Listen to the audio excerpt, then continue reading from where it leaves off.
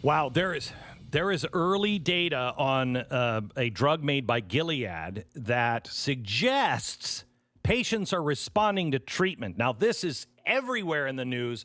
The media is very excited. We only have a few data points right now, and they're in phase 2 of the 3 phases for their clinical trials, but it's very promising.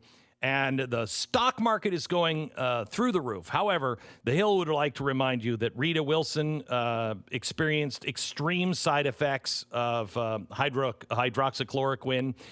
Family of a New York woman blames hydroxychloroquine combination for a fatal heart attack. French study now from CNN finds that hydroxychloroquine just doesn't help any patients with coronavirus. Same from Reason. It's just very disappointing. And then you have this story, a local story from Dallas.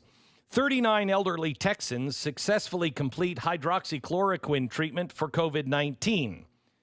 They completed a 5-day treatment, and their doctor said none of the patients experienced side effects. And maybe they're all dead now. We're not sure. Oh wait, we have the doctor on.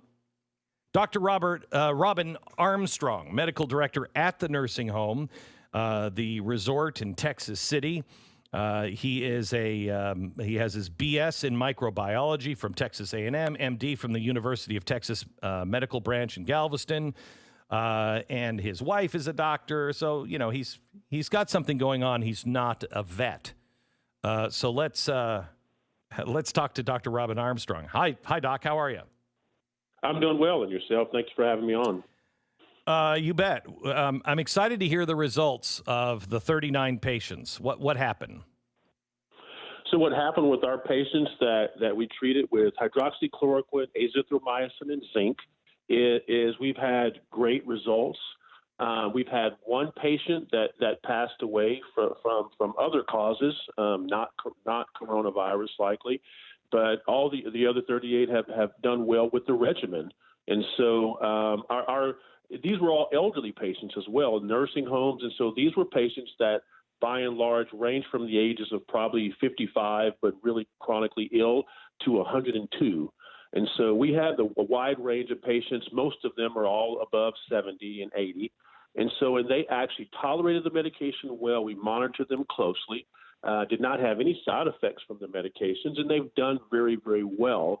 In this cohort of patients, you would expect a certain number to go to the hospital. You would expect a certain number to succumb to the illness, but that just didn't happen in our case and with our observations. Okay, so are any of them now COVID-free-ish? I mean, as free as you get with this.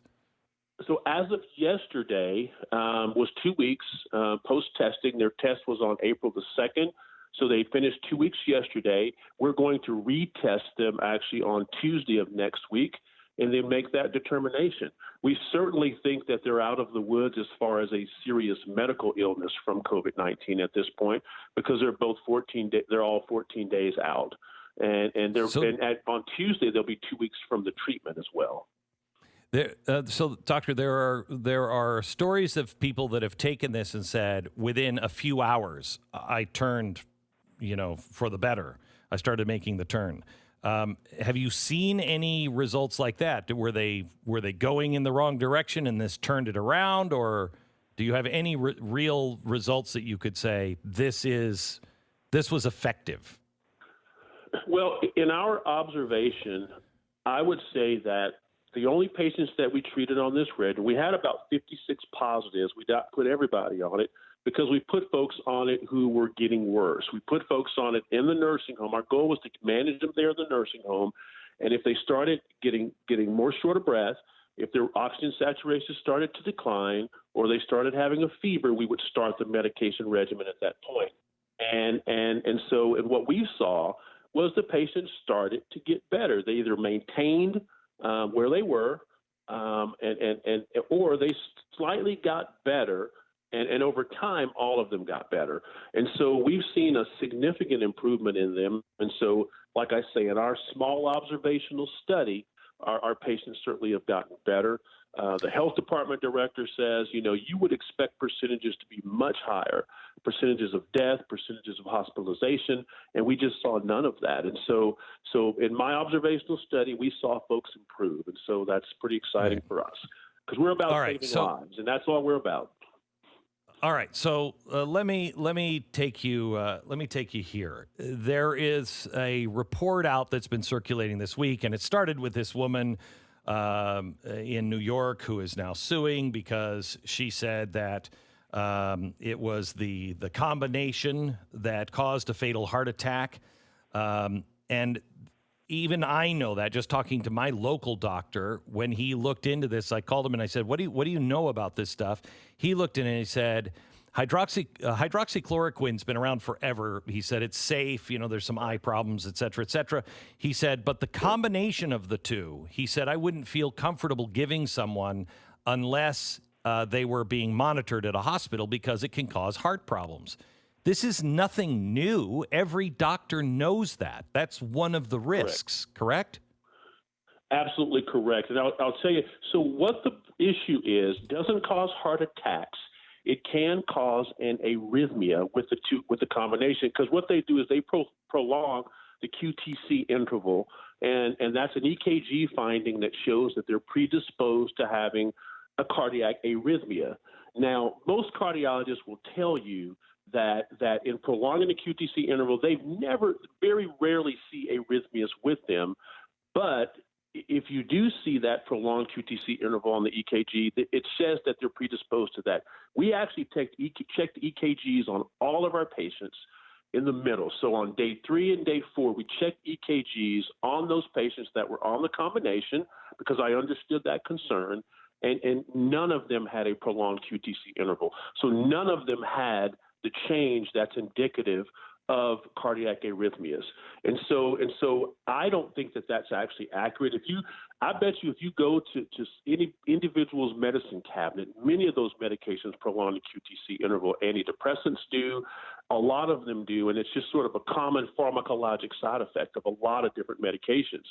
But it's very rare that they cause fatal arrhythmias. And in our study, we had 0 that had the EKG finding that would show that they would have an arrhythmia. None of them had arrhythmias, and none of them had the EKG finding consistent with arrhythmias.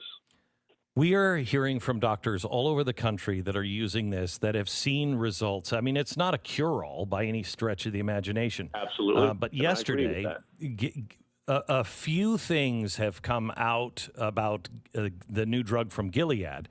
It's not even through with testing. The stock market went crazy. CNN, all of New York Times, everybody went crazy. Oh, this is it. We finally have a cure. We don't even know anything about this drug yet, and I'm really excited. I hope that this is all true. But here's a drug that's been around literally forever, hydroxychloroquine, right, and it is being treated like a pariah. Do you believe that this is happening because Donald Trump was behind it? Absolutely. I absolutely think that is the reason. I absolutely think that's the reason. I think that's why people I have been attacked when I've treated patients with this, and we've seen improvement in the patients. And so I believe it is a political agenda, unfortunately. And it's really sad to me because I've never allowed my political preferences get involved with my medical practice. And that's still the case. We've never allowed that to happen, and it hasn't happened in this case. And I think it's a shame that they've allowed this to happen. But even though I've seen great results, families are happy, the patients are happy, patients are alive, they didn't go to the hospital like you would expect. And so I'm really excited with the results. And so as a medical professional, morally, I was set up with a situation where I thought the outcome of this could be catastrophic. You could send all these folks to the hospital and expose EMS workers, ER nurses, and doctors, or you could manage them in place, watch their symptoms closely. We rounded on them every single day. We saw them every day to manage their symptoms and make sure they were not getting worse, started the medicines, monitored them closely on the drug in the nursing home, and saw an improvement. And so I'm excited about the results. Well, I'd like to hear the results from the test again next week. Thank you so much. Dr. Robin Armstrong, from the resort at Texas City. He's the medical director at that nursing home. Treated 39 elderly Texans with the signs of COVID-19 for treatment for COVID-19. One passed away not from COVID-19, and the rest of them are getting better every day. Thank you so much. Appreciate it, Doc. Thank you, sir.